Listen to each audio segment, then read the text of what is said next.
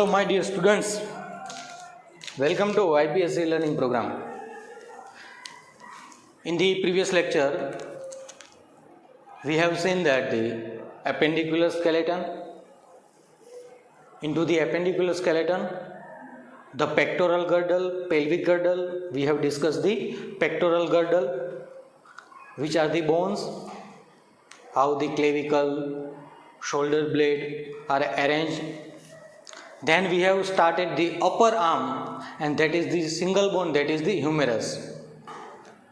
This humerus head is fits into the glenoid cavity of the shoulder blade. The head part of this humerus, and then the below part, the other end of this humerus having the two fossa or depression. On the posterior side, that is the olecranon fossa, on the anterior side, that is the coronoid fossa. यहाँ तक देखा था हमने, वो bone भी दिखाई थी मैंने. कौन सा वाला था? ये वाला था ह्यूमरस बोन. और ह्यूमरस के एक साइड पे एंटीरियर सरफेस पे कौन सी है? कोरोनॉइड, और पोस्टीरियर पे है ओलेक्रानन फोसा. ये दो डिप्रेशन है. ठीक है. यहाँ पे इसके आगे जो वाली बोन आती है वो इसके साथ जुड़ जाती है. वो कैसे जुड़ती है? तो पहले तो देखते हैं इसके आगे जो दो बोन आती है, एक को बोलते हैं रेडियस और दूसरे को बोलते हैं अल्ना. Radius and ulna. उसका स्ट्रक्चर देखते हैं पहले कैसे वो फिट हो रही है.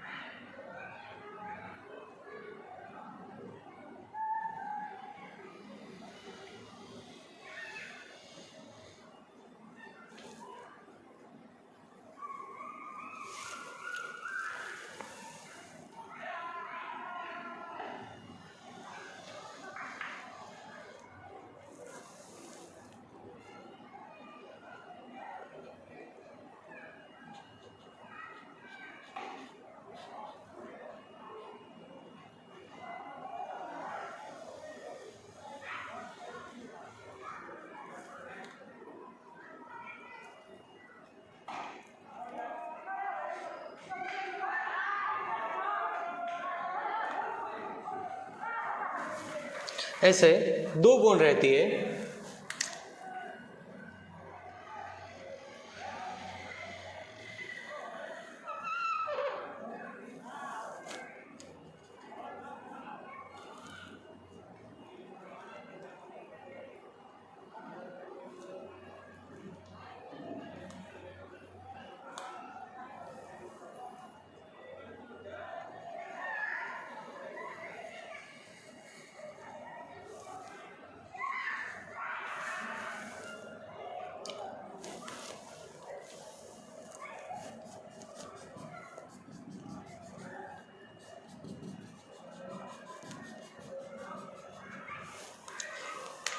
इन दोनों के हम नाम देखें तो जैसे कि हैंड को हम ऐसा स्ट्रेट रखेंगे तो एक बोन आती है थंब के साइड पे और दूसरी आती है इस छोटी वाली जो फिंगर है, लास्ट फिंगर, उसके साइड पे.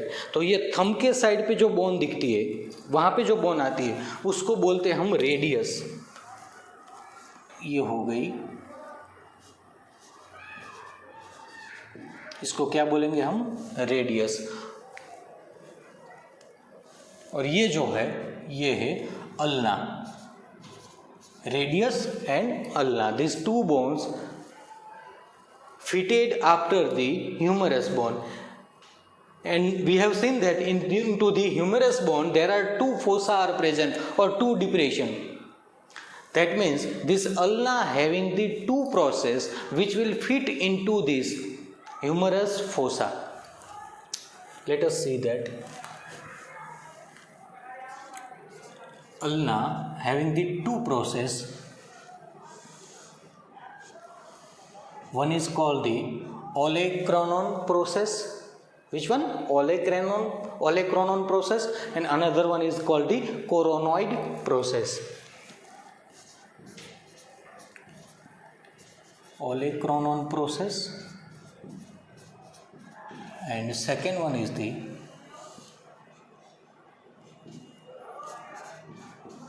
coronoid process. How these are fitted with this? We have seen into the, if we drew a rough diagram of this humerus bone, this is the head part of the humerus and this head is fitted into the glenoid cavity of the shoulder blade. ठीक है, और यहाँ पे कुछ ऐसे depression है, उसमें से एक जो है पोस्टीरियर साइड पे है, एक वो एंटीरियर साइड पे है. अगर यहाँ से देखें तो ये हमारा है ह्यूमरस. कौन सा बोन है? Humerus bone. ये उसका हेड पार्ट है जो कि ग्लिनोइड कैविटी में फिट हो रहा है. उसके बाद यहाँ पे एक डिप्रेशन दिखाई दे रहा है यहाँ पे, और दूसरा इसके पीछे वाली साइड पे यहाँ पे एक डिप्रेशन है. जो आगे वाला है उसको हम क्या बोले हैं? कोरोनॉइड फोसा, और पीछे वाला जो है उसको बोले हम ओलेक्रोनॉन फोसा. तो यहाँ पे दोनों पे ये जो हमारे प्रोसेस है यहाँ पे फिट हो रहे हैं, कोरोनॉइड प्रोसेस और olecranon process. But if the situation change, if we think that when our hand is straight or which is not bent from the elbow, in that situation this olecranon process is fit into the olecranon fossa, and when we are bend this hand, this coronoid process fits into the coronoid fossa of the humerus.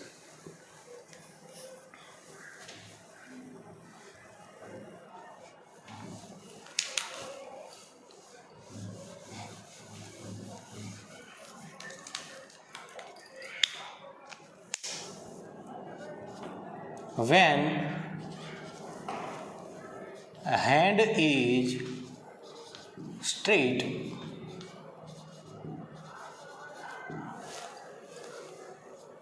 the olecranon process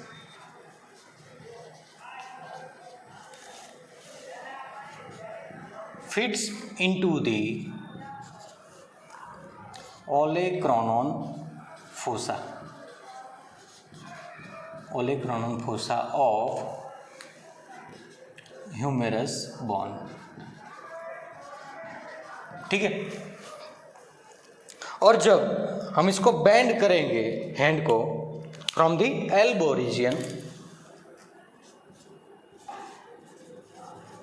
when the hand is twisted from elbow,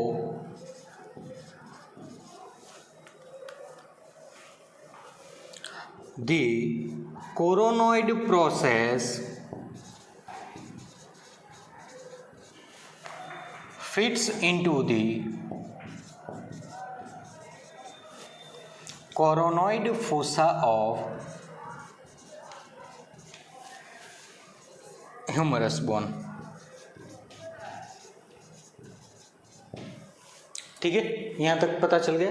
अब कौन से process है? मान लीजिए ये हमारा कौन सा है? अल्ना. तो अल्ना में दो प्रोसेस है. कौन से है? ओलेक्रेनॉन प्रोसेस, और दूसरा कौन सा है? Coronoid process. तो ये वाला यहाँ पे जो कुछ प्रोसेस जैसा है इसको हम बोलेंगे ओलेक्रेनॉन क्रोनॉन प्रोसेस, और उसके नीचे वाला जो हिस्सा है यहाँ पे इसको बोलेंगे हम कोरोनॉइड प्रोसेस.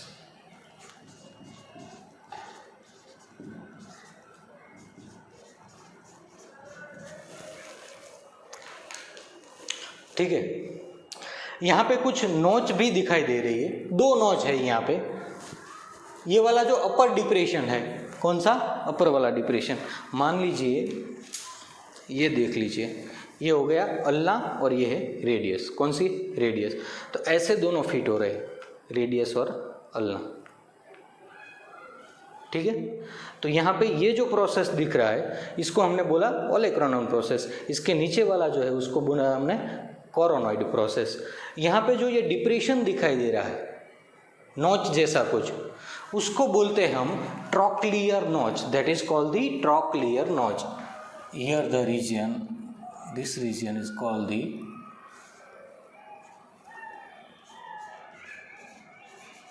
Trochlear notch. पर जहां पे ये रेडियस जहां से फिट हो रही है, इस पे, किस पे, अल्ना पे, उसको बोलते हैं रेडियल नोच। क्या बोलेंगे, रेडियल नोच। तो यहां पे जो होगा वो हो गई हमारी रेडियल नोच। और यहां पे देखें तो अल्ना है वो रेडियस पे यहां पे फिट हो रहा है, नीचे नीचे की साइड पे। तो ये तो रेडियस का हेड है, ये क्या है, रेडियस का हेड, जहां पे कुछ एक नोच उसके पास रहती है जिसको बोलते हैं हम अल्नर नोच। This is called the ulnar नोच। सबके नेम कुछ कंफ्यूजिंग है लेकिन याद रखने पड़ेंगे सब भाई। अगर बात करें ये ट्रॉक्लियर नोच जो है, this will joint with the humerus, this will joint with the humerus, and this radial notch joint with the ulna, right? Radial notch joint with the radius, right? Radial notch joint with the radius, and this trochlear notch of the ulna is joint with the humerus, joint with radius, and this trochlear notch joint with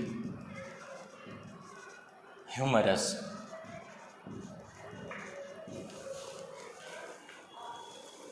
ठीक है यहाँ तक? तो क्या देखा हमने अब तक? तो पहले तो ये शोल्डर ब्लेड देखी, ग्लिनोइड कैविटी, उसके बाद ह्यूमरस देखा। तो ह्यूमरस का हेड पार्ट तो हम भूल गए, चलो। उसके बाद उसका जो लेटरल पार्ट था, अदर एंड और लोअर एंड ह्यूमरस का, उसके पास कुछ दो डिप्रेशन थे और दो डिप्रेशन में कुछ दो प्रोसेस फिट हो रहे, लेकिन वो सिचुएशन के हिसाब से डिपेंडेंट है। ठीक है, जब हम हैंड को ऐसे बेंड करते हैं तब क्या होता है, जब हैंड हमारा स्ट्रेट होता है तब क्या होता है, तो दोनों प्रोसेस वहाँ पे फिट हो जाते हैं। और कुछ ऐसे नोच है जो ये ऊपर वाली नोच जो है ह्यूमेरस के साथ फिट हो रही, यहाँ जो ये नोच है ये रेडियस के साथ फिट हो रही है। ठीक है, आ गया समझ में? उसके बाद चलते हैं हम रिस्ट बोन पे। तो यहाँ तक हो गया दो, ऐसे समझे तो ये जो थंब के साइड पे है ये वाली है रेडियस। कौन सी है? रेडियस। और ये फिंगर के साइड पे आती है अल्ना। ऐसे आप हैंड करेंगे तो यहाँ पे दिखाई देता है कि जब आप हैंड को ऐसे स्ट्रेट कर रहे हो और फिर उसको बैंड कर रहे हो तब। पता चल गया यहाँ तक? उसके बाद चलते हैं हम रिस्ट बोन पे।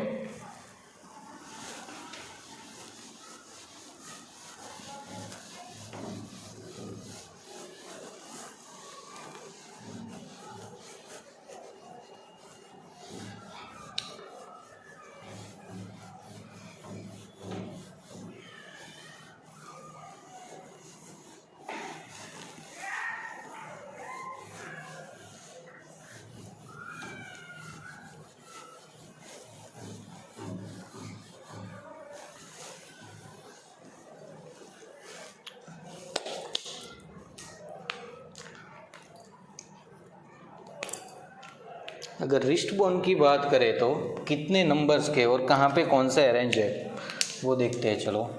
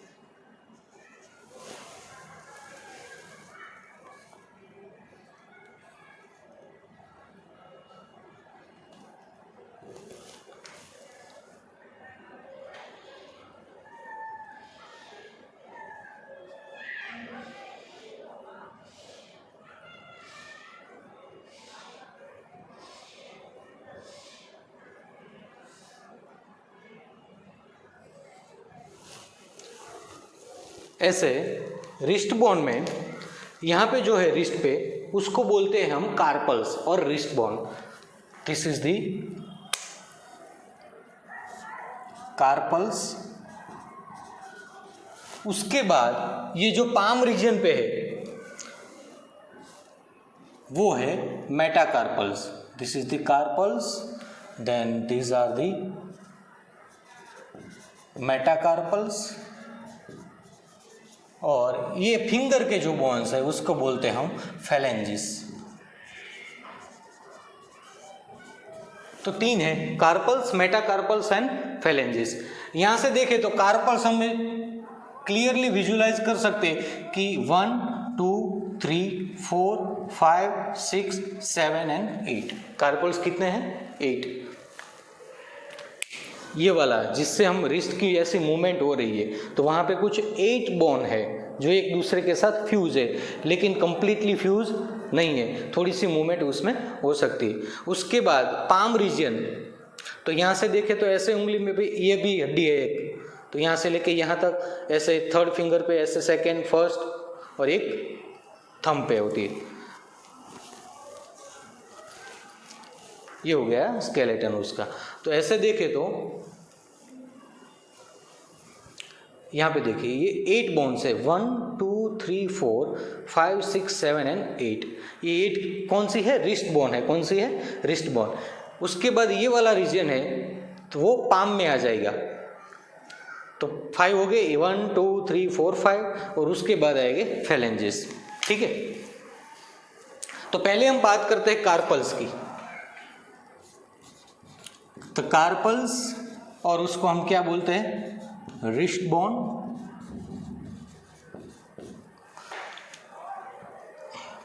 And the number is 8 carpals. ठीक है, एग्जाम में कई बार इसके नाम और कौन कौन से है सिचुएटेड, वो हमको याद रखना है, 8 नेम्स इसके। और इसको याद रखने के लिए एक सिंपल फॉर्मूला है, इसको याद रखिएगा। She looks too pretty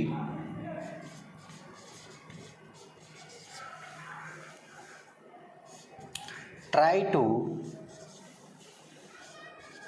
catch her. अभी कैच करने मत जाओ, इधर बैठो। She looks too pretty try to catch her. हर एक के वर्ड्स है, एक एक बोन है, जो 8 बोन है। कितनी है? 8 बोन है ना वो। जैसे कि S stands for scaphoid. The first one is the scaphoid. S stands for scaphoid. L stands for lunate. L stands for lunate. This T stands for triquetral. That is called the triquetral. This P stands for pisiform. Again T, that is the trapezoid.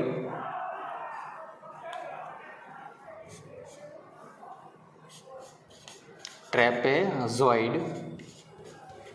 Then again T, trapezium.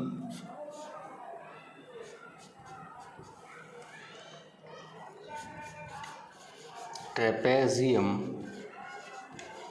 रह जाएंगे यार। Scaphoid, lunate, triquetral, pisiform, trapezoid and trapezium. C stands for capitate and H stands for hamate.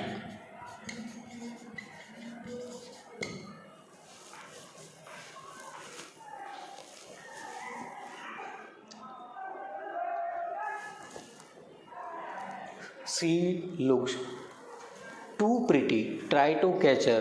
The first one is scaphoid, then L stands for lunate, then T stands for triquetral, P stands for pisiform, T stands for trapezoid, Again T stands for trapezium and C stands for capitate and H stands for hamate. यहाँ पे ये जो 1 2 3 4 लिखे हमने near to the wrist, these 4 are 1 2 3 and 4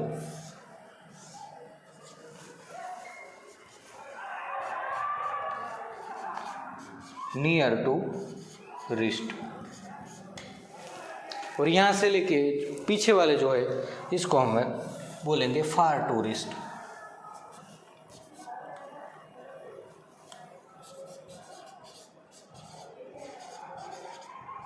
तो ये नज़दीक वाले जो 4 हुए, यहाँ से रिस्ट स्टार्ट हो गया ऐसे, तो ये जो है 1 2 3 4 ये हो गए स्कैफोइड, ल्यूनेट, ट्राइक्वेट्रल एंड पीसीफॉर्म, और 5 6 7 एंड 8 नंबर वो फार टू रिस्ट, ये हो गए trapezoid, trapezium, then capitate and हैमेट.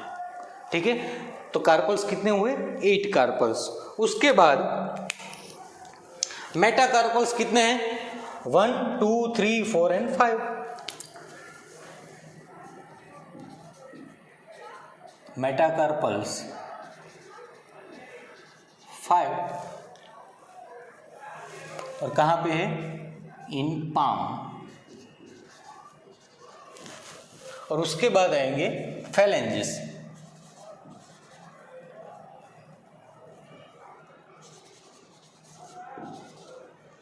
वो कितनी होती है देख लीजिए. 1 2 3 4 5 6 7 8 9 10 11 12 13 एंड 14. थंब में कितने हैं? 2 फैलेंजेस. उसके बाद सब में 3 3. अगर कोई फॉर्मूला पूछे फैलेंजेस का तो हम स्टार्ट ऑलवेज थंब से ही करना है. That means 2 3 3 3 and 3. टोटल हो गए 14. ठीक है, क्लियर है यहाँ तक?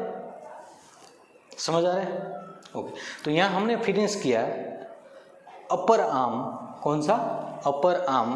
और उसमें कौन कौन सी बोन रही और कितनी हमको होनी चाहिए, कितनी? 30 बोन्स होनी चाहिए. देखते, लिख लीजिएगा ये.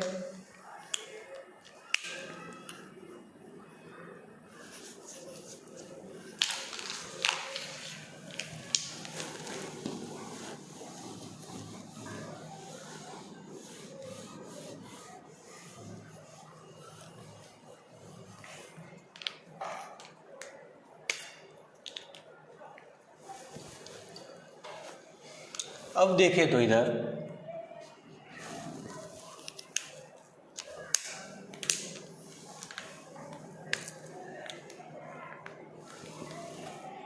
इन सिंगल अपर आर्म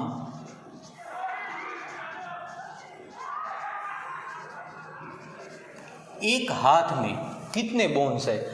तो पहले लिखते हैं. पहली वाली कौन सी है? ह्यूमेरस, दैट इज सिंगल. एक हाथ की बात कर रहे हैं हम, ह्यूमेरस सिंगल. उसके बाद आएगी ulna single, then radius single. ठीक है, उसके बाद पहुंच गए हम रिस्ट बोन पे. तो रिस्ट बोन में स्टार्ट होगा कहां से? कार्पल्स कितनी है? 8. मेटाकार्पल्स कितनी है भाई? 5. एंड फैलेंजेस वो कितनी है? 14. टोटल लगा लीजिए भाई.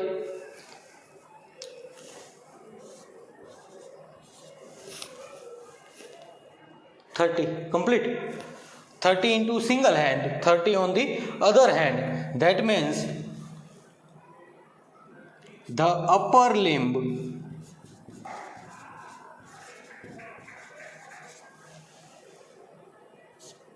consists of 30 in a single hand plus 30 into the other hand, 60 bones.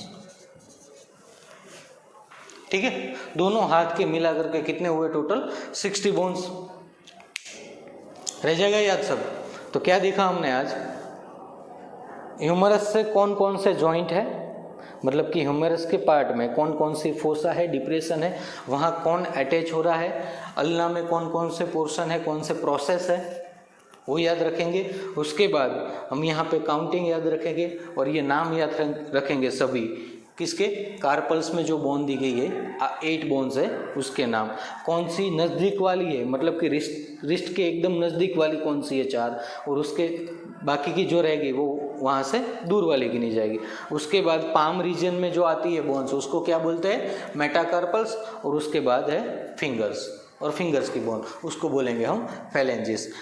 सिर्फ थंब में 2 ही फेलेंजिस है, बाकी सब में 3-3 फेलेंजिस है। उसको मिला करके टोटल कितना हुआ 14, और सबको मिला करके एक हैंड में 30 बोन्स हो रही, तो 2 हैंड अगर हम टोटल अपर लिम्ब को मिला करके देखें तो 60 बोन्स हो जाती है। ठीक है, तो बस फ्रेंड्स अगले वीडियो में हम देखेंगे लोअर लिम्ब और पेल्विस गर्डल, उसके साथ स्टार्ट करेंगे। तब तक के लिए एकदम से ठीक तरह से याद रख लीजिए, सब नाम पढ़ लीजिए बराबर से, और मिलते हैं अगले लेक्चर में। तब तक के लिए गुड बाय, हैप्पी लर्निंग।